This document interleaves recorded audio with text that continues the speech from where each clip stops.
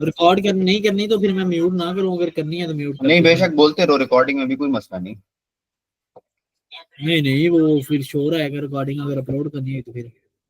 कोई मसला नहीं, अगर उसमें इनका आता है वो कोई मसला नहीं है, आपने जब बात करनी हो आप बात कर लो, आगे म्यूट कर लो। अच्छा, तो ये ना सीन ये होता है कि जिस तरीके से ना हम अकाउंटिंग के अंदर एंट्रीज करते हैं ना चीजों को लेने की, उसके बाद सेल करने की, ठीक है, इसी तरीके से ना इसमें भी होती है कॉस्टिंग में। इसका एक अलग चैप्टर होता है वैसे तो कॉस्टिंग के अंदर। वो क्या होता है, इंटरलॉकिंग और इंट्रालॉकिंग, वो दो अलग अप्रोचेज होती हैं। उनमें एक में ये होता है इंट्रालॉकिंग में कि हम एक चीज को ना अपने वेयर हाउस में डायरेक्ट लाते हैं, ठीक है, और एक में होता है कि ऑफिस में एंट्री करते हैं और फिर लाते हैं, खैर वो भी आपके सिलेबस में नहीं है। तो उनमें ना ये चीजें होती हैं, ठीक है, ये एंट्रीज होती हैं। तो अभी आप ना हर जो चैप्टर पढ़ोगे ना, फॉर एग्जांपल आपने मटेरियल पढ़ना है, लेबर पढ़ना है, ओवरहेड्स पढ़ना है, ये तीन ही हमारे पास इनपुट होते हैं, ठीक है, कोई भी चीज बनाने के। तो उनकी ना अलग अलग एंट्रीज होंगी। अब आपको ना मैं कंपेयर करूंगा मटेरियल के साथ, क्योंकि आप ना उसको रिलेट कर पाओगे, आपको समझ आएगी कि हाँ भी बिरयानी की प्लेट बन रही है, तो उसके अंदर चावल डल रहे हैं, मसाला डल रहा है, टमाटर डल रहे हैं, प्याज डल रहे हैं, ठीक है, जो जो चीजें डलती हैं बिरयानी में बनती है।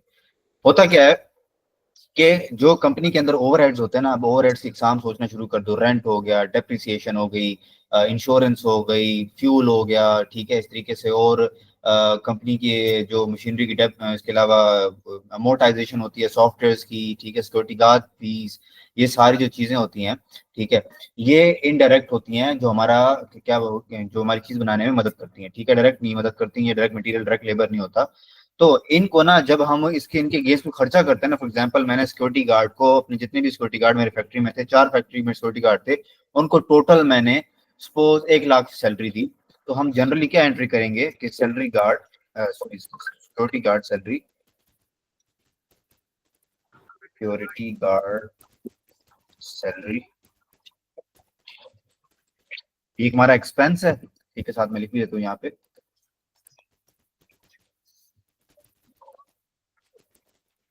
1 लाख से, ठीक है, और या तो मैं कैश दूंगा, मौके के ऊपर पैसे दे दूंगा, या फिर मैं उसको कहूंगा कि हफ्ते बाद आके ले लेना, पेबल हो जाएगा रिकॉर्ड अप्रूवल के हिसाब से। तो ये जो एंट्री होती है ना, यही एंट्री एक जनरल नाम से उसने आपको देनी है इस तरीके से, फैक्ट्री ओवरहेड डेबिट और कैश या आउटस्टैंडिंग एक्सपेंस यानी कि पेएबल क्रेडिट, ठीक है। तो ओवरहेड का जो भी खर्चा होता है उसको हम ऐसे लिखते हैं, ठीक है। अब ये बहुत आसान एंट्रीज हैं। उसके बाद हमारे पास होता है कि यही जब खर्चा हम एलोकेट करते हैं ना किसी चीज के बनाने में, तो वो जो बनने का प्रोसेस होता है ना, जब तक चीज बनती नहीं है, चीजों के ना दो प्रोसेस होते हैं, शुरू में होता है डायरेक्ट मटीरियल या सॉरी छोड़ो इनपुट, जिसके अंदर आ जाता है मटीरियल, लेबर, ओवरहेड्स।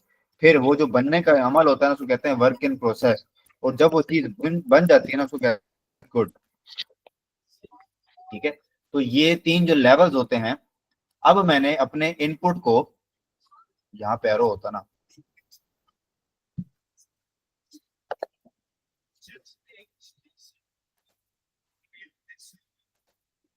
अब इनपुट को वर्क इन प्रोसेस में जब डालना है, ठीक है, अगर तो मटेरियल होगा तो मैं करूंगा वर्क इन प्रोसेस डेबिट। अगर मैंने बनाने में सपोज 10,000 का मटेरियल डाला है, तो मैं साथ ही करता डायरेक्ट मटेरियल, या मटेरियल का जो नाम होता, फॉर एग्जांपल सीमेंट है, अगर बिल्डिंग क्रेडिट, वो मेरी कम होगी 10,000 से, और वही मैंने मटेरियल लगा दिया वर्क इन प्रोसेस बनने में, ठीक है।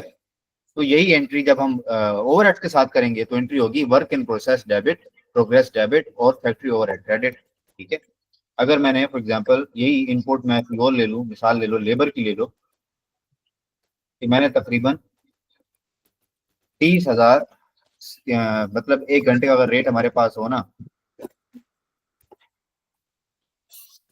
30, और मैंने तकरीबन 1,000 घंटे महीने में लेबर से काम करवाया, तो महीने के आखिर में मैं एंट्री करूंगा 30,000 की डायरेक्ट लेबर क्रेडिट, और उनसे मैंने वर्क इन प्रोग्रेस बनाया, ठीक है। तो हमारे पास वर्क इन प्रोग्रेस डेबिट, ठीक है। तो इस तरीके से एंट्री होती रहती है। अब जैसे ही ये वर्क इन प्रोग्रेस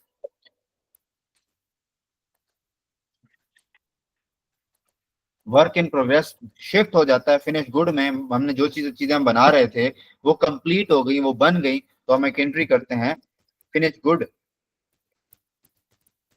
डेबिट। जितना भी मैंने अब तक उसमें खर्चा किया होगा फॉर एग्जांपल मैंने मटेरियल लगाया पूरे पीरियड के अंदर, ओवरहेड्स लगाए, लेबर लगाया, और तकरीबन मैंने अंदाजा लगाया कि 2 लाख रुपया हमने लगा दिया, तो फिनिश गुड उतनी ही कॉस्ट से डेबिट, और वर्क इन प्रोग्रेस अब सारी हो जाएगी क्रेडिट। तो ये एक एंट्री होती है। अच्छा, अब बैक टू दिस। अच्छा, जब मैं वर्क इन प्रोग्रेस में कोई चीज इनपुट करूंगा, तो वो हमारे पास एंट्री होती है वर्क इन प्रोग्रेस डेबिट और वो इनपुट क्रेडिट। अब हम ओवरहेड्स का चैप्टर पढ़ रहे हैं, तो अगर ओवरहेड्स इनपुट करेंगे तो हमारे पास ये एंट्री हो जाएगी। ठीक है, ये दोनों एंट्री समझ आ गई, बेसिक्स एंट्रीज थी। जी जी। अच्छा, अब आ जाओ अंडर ओवर एब्जॉर्ब पे। यही आपके एमसीक्यूज में भी कुछ सवाल थे।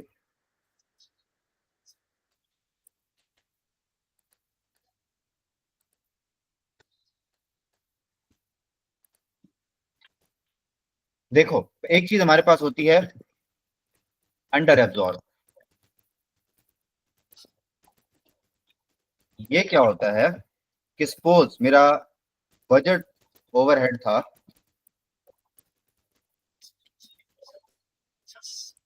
3 लाख, ठीक है, और एक्चुअल में हो गया 3,50,000, ठीक है। ये हमारे पास अंडर एब्जॉर्ब ओवरहेड्स आ गए 50,000। 50,000, ठीक है। इसका मतलब ये है कि खर्चा मैंने कम से रिकॉर्ड किया, ठीक है। ये मेरी गलती है, ये मेरी क्या कह सकते हैं कि मैं पीछे रह गया हूँ, खर्चा ज्यादा रिकॉर्ड करना चाहिए था, मैंने कम किया, ठीक है। तो इसको फॉर एग्जाम्पल, अब ये जो 50,000 है ना, इसका मतलब ये है कि इसको एक्सपेंस आउट करना पड़ेगा, मजीद मुझे एक्सपेंस बढ़ाने की जरूरत है इतने से, तभी मैं 3,50,000 पे जा सकता हूँ। तो इसीलिए हम एंट्री करेंगे। अब एक्सपेंस को मैंने बढ़ाना है, तो एक्सपेंस की नेचर क्या है? Debit credit. एक्सपेंस की नेचर डेबिट।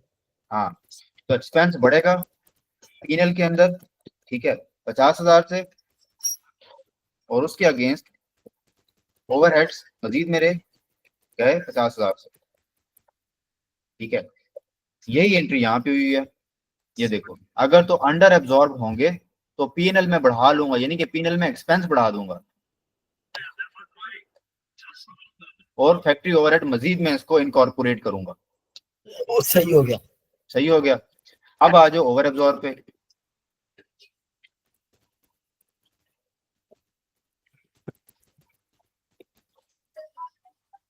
दो मिसालें, इसकी भी एक मिसाल ले लेते हैं ऐसी। सपोज मैंने बजट रखा था 3,50,000 का, ठीक है, और असल में खर्चे कम हो गए साल के आखिर में, जब मैंने हिसाब लगाया कि यार बिजली का बिल तो कम आ गया, सिक्योरिटी गार्ड 2 चले गए थे, खर्चा कम हो गया, तो इसका मतलब ये है कि 50,000 से मैंने ओवर एब्जॉर्ब कर लिया था ओवरहेड्स को, ठीक है। इसका मतलब ये है कि मैंने खर्चा ज्यादा बुक कर लिया था, ठीक है। अब मुझे खर्चे के अगेंस्ट उसको इनकम रिकॉर्ड करना पड़ेगा, ठीक है। खर्चा खत्म करने के लिए इनकम रिकॉर्ड करना पड़ेगा ना, ये बात समझ आती है? जी जी। तो अब इनकम की नेचर क्या होती है? क्रेडिट। क्रेडिट। तो मैं अपनी इनकम यहाँ बढ़ा लूंगा पीएनएल, और यहाँ से ओवरहेड्स में अपने बढ़ा लूंगा, क्योंकि ओवरहेड का खर्चा मेरा जो है वो अब कम हो गया। तो ये हमारे पास 50,000। तो ये वाली एंट्री सिंपली ये वाली एंट्री हो गई, बी ओवरहेड्स डेबिट, और ये वाली टू प्रॉफिट और लॉस अकाउंट क्रेडिट, ठीक है। अब ये वाली एंट्री समझना, इसके ऊपर बाद में आते हैं, पहले देखते हैं कोई और है। अच्छा, इनसे सवाल भी है, वेरी गुड। अच्छा, ये चौथी एंट्री है, क्लोजिंग बैलेंस को मैंने ट्रांसफर करना होता है। आपको प्रूडेंस कॉन्सेप्ट हमने पढ़ा था अकाउंटिंग के अंदर, कि जिस भी साल का खर्चा होता है, सॉरी, मैचिंग कॉन्सेप्ट हमने पढ़ा था कि जिस 20 साल का खर्चा होता है वो उसी साल में रिकॉर्ड हो। और हमने इन्वेंट्री में भी ये पढ़ा था कि जो प्रॉफिट और लॉस स्टेटमेंट होती है वो मैचिंग कॉन्सेप्ट बनती है। इसीलिए हमारे पास जो भी प्रॉफिट एंड लॉस अकाउंट जब बनाते हैं, तो जो भी ओपनिंग इन्वेंट्री होती है उसको पिछले साल से खींच के इस साल में ओपनिंग बना लेते हैं, और इस साल जो चीजें बच जाती हैं उनको हम क्लोजिंग बना के अगले साल भेज देते हैं, ठीक है। तो इसकी जो एंट्री होती है ना, कि इस साल जो चीजें बच गई हैं इनको अगले साल फेंक दो, इसको हम करते हैं मैचिंग कॉन्सेप्ट के ऊपर के। मैचिंग कॉन्सेप्ट ये होता है कि इस साल में तुम्हारी सेल हुई है ना, चाहे कैश के अगेंस्ट हुई है, चाहे पेबल के सॉरी रिसीवेबल के अगेंस्ट हुई है, उसको इसी साल बुक करो, ठीक है। और जो अगले साल पिछले साल की चीजें हैं उनको उन्हीं पीरियड्स के अंदर कवर करो। तो मैचिंग कॉन्सेप्ट के हिसाब से ये एंट्री होती है कि फॉर एग्जांपल सपोज हमारा साल के आखिर में कुछ क्लोजिंग बैलेंस बच गया था, ठीक है, उसको मैंने अपना क्लोजिंग जो हमारी क्लोजिंग इन्वेंट्री होती है वो बढ़ा दी और अपने ओवरहेड्स कम कर दिए। कि मैं यहाँ पे मैथमेटिकल अगर मिसाल दूं ना, सपोज हमारे पास हमने इस साल इनपुट किया ओवरहेड्स 1,50,000 के, ठीक है, लेकिन फॉर द पीरियड हमारे सिर्फ इस साल के लिए 1,00,000 ही लगे। इसका मतलब ये है कि 50,000 एक्स्ट्रा थे, लेकिन इनको मैंने ट्रांसफर करना है, इनको क्लोजिंग बना के अगले साल ओपनिंग की तरफ भेजना है, तो इनको मैं क्यों इस साल रिकॉर्ड करूं, ये तो हमारे साल के खर्च ही नहीं थे। इसी मिसाल ऐसे ले लो कि मैंने कोई एडवांस को बिजली का बिल दे दिया, ठीक है, अब इस साल मैंने सिर्फ 1,00,000 की बिजली ली, 50,000 की बिजली मैं अगले महीने अगले साल इस्तेमाल करूंगा, मैंने 2 साल का एडवांस में बिल दे दिया, तो इस 50,000 को मैं ट्रांसफर होगा अगले पीरियड के अंदर, ठीक है। तो इस 50,000 को ट्रांसफर करने की एंट्री होगी ना, वो ये है कि क्लोजिंग मैं अपना बढ़ा दूंगा,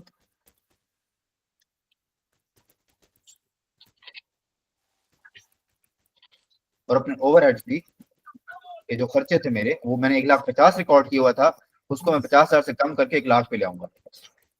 ये 50,000 से कम हो गए, अब बैलेंसिंग 1,00,000 रह जाएंगे, ठीक है। तो ये एंट्री होती है क्लोजिंग की। तो ये एंड वाली बताना, नीचे वाले कैसे किया ओवरहेड पे। ओवरहेड देखो ना, मैंने जब ये फॉर एग्जांपल ये ओवरहेड जब मैंने खर्चे किए थे शुरू में, मैंने जब बनाया था बजट, ठीक है, मैंने ये वाली एंट्री की थी तब, ये वाली, ठीक है, पहली पहली जब इनको रिकॉर्ड करते हैं, मैंने लिखा था ओवरहेड्स 1,50,000 से, और सपोज मैंने मौके पे कैश दे दिया था उसको एडवांस में कि अगले 2 साल का सपोज मेरा बिजली का बिल है, ठीक है। या फिर मैंने और मिसाल ले लो कि इंश्योरेंस कंपनी को एडवांस में 1,50,000 दे दिया था, इस साल सिर्फ मैंने 1,00,000 इस्तेमाल किया।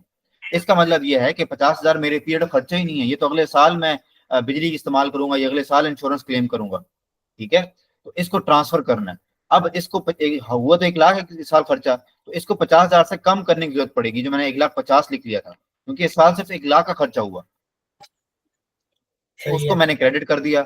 अब इससे क्या होगा कि जो मेरी 1,50,000 का मैंने रिकॉर्ड किया हुआ था ऊपर जब एंट्री की थी, अब वो 50,000 से कम हो गया, क्रेडिट हो गया। तो इसका मतलब ये है कि इस साल की जो अमाउंट है, जो हमने इस साल एक्चुअली खर्चा किया है ओवरहेड का, वो हमारे पास आ जाएगी,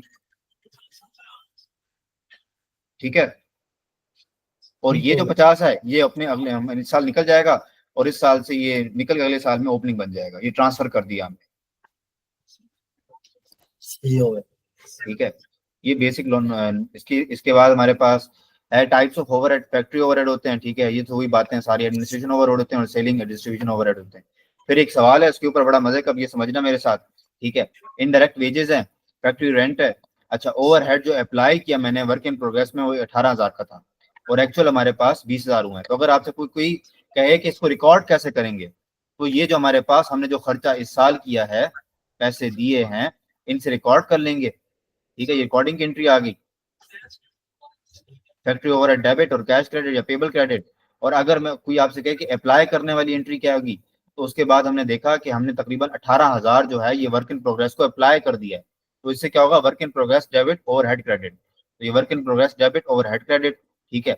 अब अप्लाई 18,000 किया जबकि असल में 20,000 थे, इसका मतलब ये है कि मैंने अंडर अप्लाई किया, ऐसी है ना, अंडर एब्जॉर्ब हुआ है, तो 20,000 से जो अंडर एब्जॉर्ब हुआ है तो मैंने मजीद एक्सपेंस बढ़ाना पड़ेगा, प्रॉफिट और लॉस अकाउंट डेबिट और फैक्ट्री ओवरहेड क्रेडिट 20,000 से, और सॉरी 2,000 से। ये समझ आई?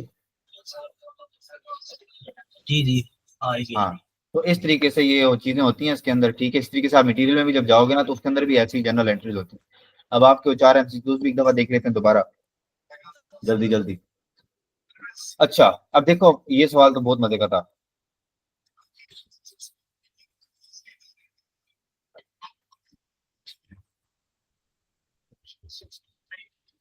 अच्छा, हमारे पास सवाल है, what will be the in the under absorption of fix overhead, ठीक है।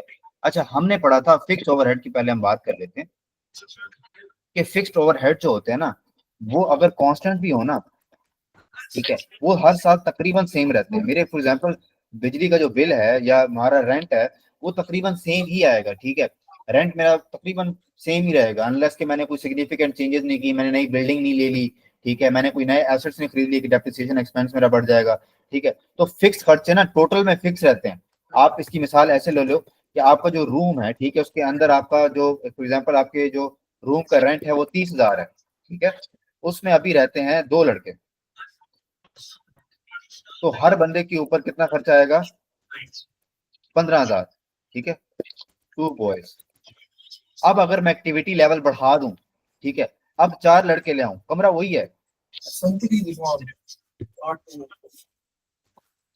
अब खर्चा मजीद कम हो गया। तो फिक्स ओवरहेड्स का ये सीन होता है कि फिक्स कॉस्ट जो भी है, फिक्स ओवरहेड छोड़ो, ये जो भी फिक्स कॉस्ट होती है वो जैसे जैसे एक्टिविटी लेवल बढ़ती है तो पर यूनिट कम होती जाती है, ठीक है।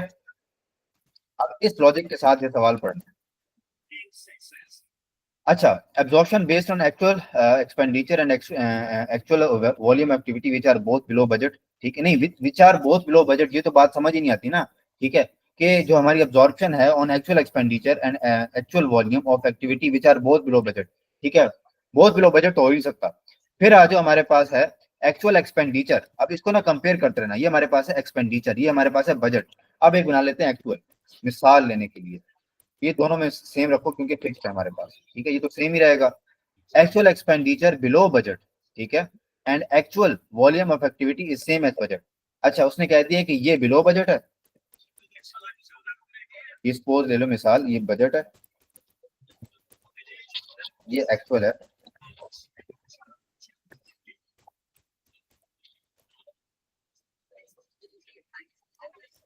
और जो हमारे पास ये है, ये हमारे पास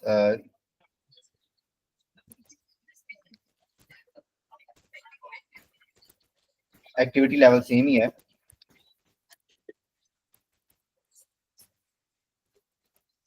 ठीक है। अब वो क्या कह रहा है, जो हमारे पास एक्चुअल एक्सपेंडिचर है वो बजट से कम है, लेकिन actual volume of activity same है बजट, कि हमारे पास वॉल्यूम ऑफ एक्टिविटी सेम है, तो इससे क्या होगा कि हमारे पास ये अंडर एब्जॉर्प्शन की स्टेटमेंट नहीं आ रही, ठीक है, ये अभी भी ओवर ओवर पे जा रहे हैं, ठीक है।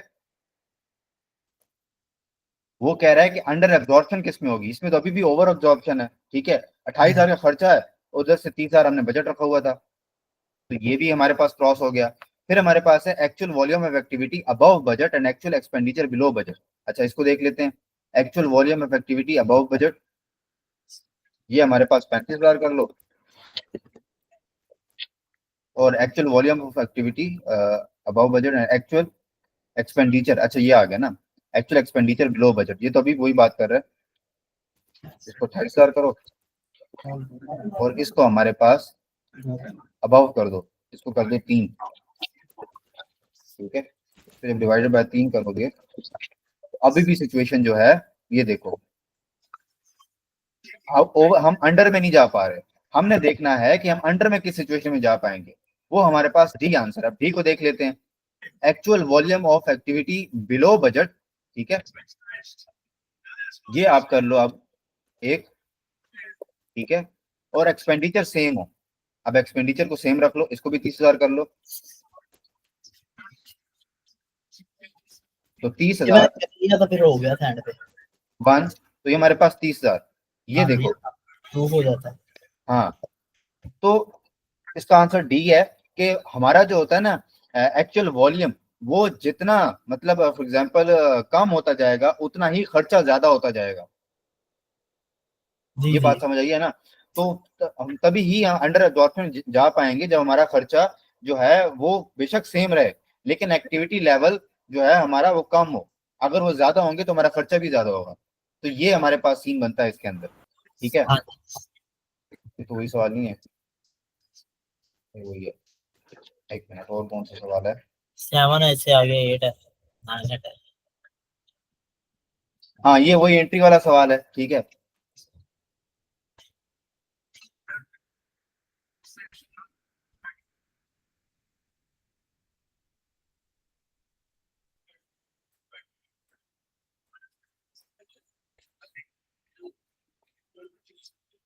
How will be the over under absorption of production overheads in a period be accounted for? अच्छा यार इसके ऑप्शंस देखो ना आप, ये देखो, over absorption will be debited to statement of profit loss. मैंने जब बताया कि अगर ओवर होगा तो इसका मतलब ये है कि मैंने उनको फायदा दे दिया, मैंने ज्यादा खर्चा रिकॉर्ड कर लिया एक्चुअल से, अब तो मुझे गेन रिकॉर्ड करना चाहिए, और गेन जब रिकॉर्ड होता है हम क्रेडिट करते हैं, ठीक है। ठीक और है। फिर हमारे पास इस अच्छा ऊपर सवाल भी है ना, ये पढ़ना पड़ेगा। Production overheads are absorb using predetermined rate per machine hour, ठीक है, ओके हो गया। The actual hours in a period were less than, अच्छा actual machine hour in a period were less than budgeted, ठीक है, while overhead expenditure was above budget. इसको निकाल लेते हैं कि हमारे पास ये अंडर की सिचुएशन बनती है कि ओवर की बनती है, फिर इस हिसाब से बताएंगे।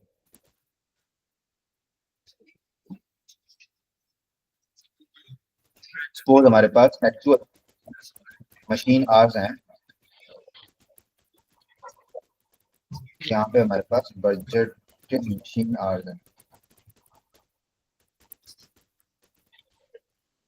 एक्चुअल वो कह रहा है कम थे, सपोज ये हमारे पास 5,000 है और बजटेड हमारे पास है 10,000, ठीक है। ओवरहेड एक्सपेंडिचर अबव था, एक्सपेंडिचर एक्चुअल,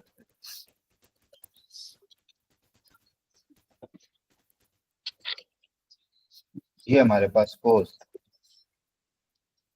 1 लाख है, ठीक है, और बजटेड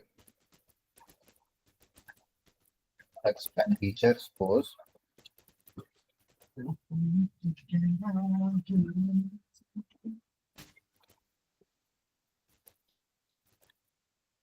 क्या कह रहा है, mobile overhead expenditure above budget, above budget, तो ये सपोज हमारे पास 80,000 है, ठीक अमन है। भाई जाना है, वो गाने गा रहा है, डिस्टर्ब कर रहा है। कौन? अमन डिस्टर्ब कर रहा है गाने गा के। कौन गाने लगा? कर रहा है। तो ये देखो हमारे पास कितना फर्क आ रहा है। अगर तो फॉर एग्जांपल हमारे पास अब क्या फर्क आ रहा है, ये हमारे पास अंडर है ओवर है, अंडर एब्जॉर्ब पे ओवर एब्जॉर्ब की सिचुएशन है, एक तरफ बजट है आप, एक, अंडर जॉब हो गया ना, हाँ, तो एक्चुअल इसका ज्यादा मतलब हो ये गया। है कि हमने अंडर एब्जॉर्ब की सिचुएशन को देखना है। हाँ जी। अब हमारे पास ओवरऑल दोनों एमसीक्यूज हो गए फारे, पीछे हाँ बच जी। के हमारे पास सी और डी, ठीक है। अब ये लॉजिक सी बात है कि अगर फॉर एग्जांपल अंडर एब्जॉर्ब होता है तो मैंने बताया कि वो हमारा खर्चा है, हमने कम खर्चा रिकॉर्ड किया है, अब ज्यादा खर्चा रिकॉर्ड करना पड़ेगा, तो उसके लिए हम प्रॉफिट और लॉस के अंदर डेबिट करते हैं उसको, हम्म, सही हो गया। सी, ठीक है। जिस तरीके से इन्फॉर्मेशन का इस्तेमाल किया हमने। अच्छा उसके बाद हमारे पास अगला है, अच्छा what will result in over absorption of fix overhead using an absorption rate based on direct labour hour, ठीक है। अच्छा ये भी अब वही बात है कि ओवर ऑब्जॉर्प्शन के अंदर क्या वजूहत हो सकती हैं। अब ये वैसे तो मैं अगर आपको लॉजिकली समझा दूं वैसी बातों में तो शायद आपको समझना है, जैसे कि मैंने वॉइस नोट समझाया था, तो इसको भी थोड़ा सा ना मैथमेटिकली मैं प्रूव करूँ।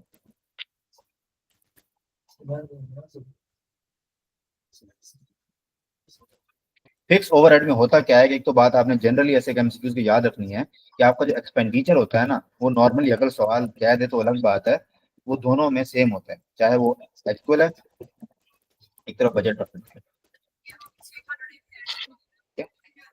सपोज 1 लाख रख लो दोनों में, ठीक है। एक्टिविटी लेवल जो है ना ये वेरी करता है,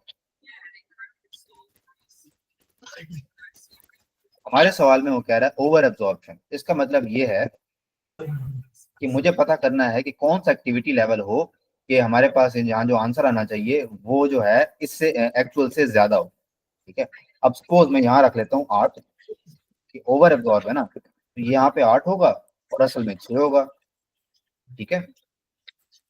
तो यहाँ पे बैलेंसिंग अमाउंट क्या आनी चाहिए, अभी हम इक्वेशन बनाते हैं ना, यहाँ पे मैं यहाँ पे अगर पेन का इस्तेमाल करूँ कहीं पे, वो तुम्हारे पास खर्चा है ना 1 लाख,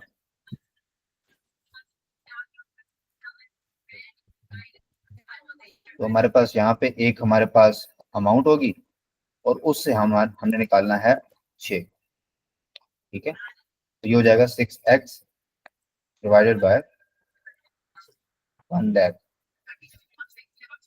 अब अगर मुझे x चाहिए तो 1 लाख डिवाइडेड बाय 6, ये कितना आ जाएगा,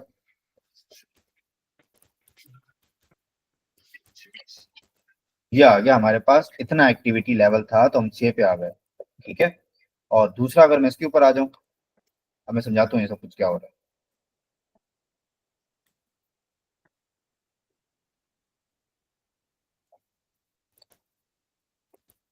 इसको सिंपल डायरेक्ट कर लेते हैं, 1 लाख डिवाइडेड बाय 8। ठीक है, तो हमारे पास ये देखो एक्टिविटी लेवल जो है वो कम हो रहा है। ठीक है, अब सवाल के ऊपर आ जाओ। ठीक है, अब हमें क्या प्रूव हो गया कि अगर हमने ओवर एब्जॉर्प्शन के ऊपर आना है ना, ठीक है, ओवर एब्जॉर्प्शन में क्या होता है कि मेरे जो हैं ये तो जो हमारे पास कांस्टेंट होंगे, लेकिन हमारे पास ये जो पर यूनिट आ रहा है, ये अगर मैंने ओवर एब्जॉर्बमेंट को रखूं तो मेरे पास जो एक्टिविटी लेवल है वो कम होना चाहिए।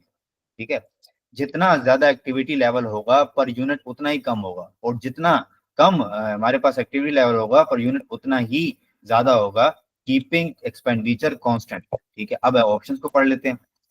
अच्छा, actual expenditure below budget and actual labour hour above budget. अच्छा, इसको भी देख लेते हैं। अब ये तो प्रूव हो गया। एक्चुअल हमारे पास 80,000 है। ठीक है, और आर्स हमारे पास अब कर लो actual labour hour above budget. ये सपोज हमारे पास 10 है और ये 8 है। ठीक है, अब इनको डिवाइड करो। ओहो, सही आया। अब हमारे पास ये चीज प्रूव हो रही है, ये देखो कि ओवर एब्जॉर्प्शन के अंदर ये देखो ओवर एब्जॉर्ब हो गया। असल में 8,000 होना चाहिए था, जबकि हमने 12,500 को एब्जॉर्ब किया हुआ है। इसका मतलब यह है कि ओवर एब्जॉर्प्शन में एक्सपेंडिचर जो है वो एक्चुअल से ज्यादा होगा, जबकि एक्टिविटी लेवल एक्चुअल से कम होगा। 10 से 8 हुई पड़ी है। ठीक है, तो हमारे पास ए इसका आंसर बनता है। बाकी देखो, अब बाकी में मैं कंपैरिजन कराता हूँ जल्दी जल्दी में। एक्चुअल प्रूफ हो एक्सपेंडिचर जो गया, है, प्रूफ हो गया रहने दे। हाँ, तो एक्चुअल एक्सपेंडिचर अगर अबव होगा बजट से, इसको मैं अगर से ज्यादा कर देता, ठीक है, इसको मैं सपोज एक 20 कर देता, एक इसको कर लेते हैं अंडर ऑब्जॉर्ब हो जाना था। तो ये अंडर अब्जॉर्ब हो जाता। तो इस तरीके से ना इन चीजों को ना साइमल्टेनियसली आप कंपेयर करके एक रखोगे ना एज्यूम्ड फिगर से, तो आपको समझ आ जाएंगी बातें। और जी अब वो तरीकाकार पता चल गया ना, मतलब ऐसे ज्यूम करके हिसाब चल जाता हाँ, अच्छा, अब ये आ जाओ, which too will result in under absorption of fix overhead using absorption rate. ये भी वैसा ही है कि हमारे पास अंडर एब्जॉर्प्शन की क्या सिचुएशन है। अब मैंने आपको मैथमेटिकली बता दी, अब आपको ना थोड़ा सा ना अब खुद इमेजिन करो। ठीक है, कि हमारे पास अगर एक्सपेंडिचर, ये बहुत प्यारी मिसाल बन गई हमारे पास, अगर हमारा एक्सपेंडिचर बजटेड ओवर से कम है और एक्टिविटी लेवल एक्चुअल से कम है। ठीक है, नहीं, एक मिनट, एक्चुअल से हमारा बजटेड की जो एक्सपेंडिचर है वो कम है और एक्टिविटी लेवल भी हाँ एक्चुअल से कम है, तो हमारे पास जो पर यूनिट का खर्चा जो है वो ज्यादा हो जाएगा। ठीक है, अब ये जो लॉजिक है ना इसके साथ, budgeted machine hours were more than actual, budgeted machine hours, ठीक है, इनको कर लो फॉर एग्जांपल 12 कर लो, मोर देन एक्चुअल। अब दूसरी तरफ से उसने कह दिया है कि जो हमारे खर्चे हैं वो बराबर हैं। अब वही हमारे कमरे वाली मिसाल हो गई कि हमारे एक कमरे में अगर 10 बंदे होंगे तो खर्चा जो है वो ज्यादा आएगा, वो एक बंदे के ऊपर एक 10,000 का खर्चा आएगा। लेकिन एक कमरे के अंदर अगर बजट हमारा सेम हो, रेंट सेम हो और बंदे ज्यादा होंगे तो खर्चा एक बंदे के ऊपर कम आएगा। ठीक है, तो इस हो गया तरीके से अंडर। हम अंडर एब्जॉर्ब में चले गए। ठीक है, दूसरा हमारे पास है budget and actual machine are bar equal. अब इनको इक्वल रख लो, कमरे में लड़के बराबर हैं और जो actual overhead was more than budget, अब खर्चा ज्यादा हो जाएगा तो बंदों के ऊपर खर्चा भी ज्यादा आ जाएगा। लॉजिकल बात। ठीक है, अब ये अभी भी यही सिचुएशन बनेगी, यहाँ पे 12 आ जाएगा, 12 नहीं कर लेते हैं, 12,000 आएगा वैसे। ठीक है, और दूसरी तरफ यहाँ पे 10,000 आ जाएगा। अभी भी देखो आप कि हम अंडर एब्जॉर्ब है, जी जी, और सब बाकी समझ भी आ इसी गई तरीके चारों। से ऑपोजिट करोगे तो आपके पास ओवर एब्जॉर्ब की मिसालें आएंगी। तो इस तरीके से एमसीक्यूज को देखना है। ठीक है, और इस तरीके से आप अंडर एब्जॉर्ब निकाल पाओगे और हमारे पास एंट्रीज हो गई। अच्छा, बाकी जहां तक अब MA2 का आपका लिमिटिंग फैक्टर चल रहा है, तो वो अब जब तक आप समझ नहीं लेते उसके ऊपर प्रैक्टिस करना भी फजूल ही है। और वो वहां से वो मैंने लिमिटिंग फैक्टर वो मुझे मतलब हम आज से समझ कम आया, तो मैंने ओन से पूछ के उसने एक क्वेश्चन करके दिया, मुझे पूरा समझ आ गया। एक क्वेश्चन उसने करके दिया, मैं आगे 3-4 क्वेश्चन करता हूँ, मेरा वो डन हो जाएगा।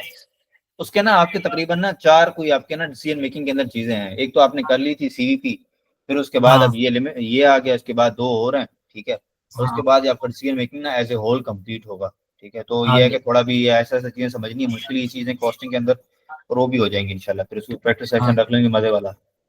ठीक है।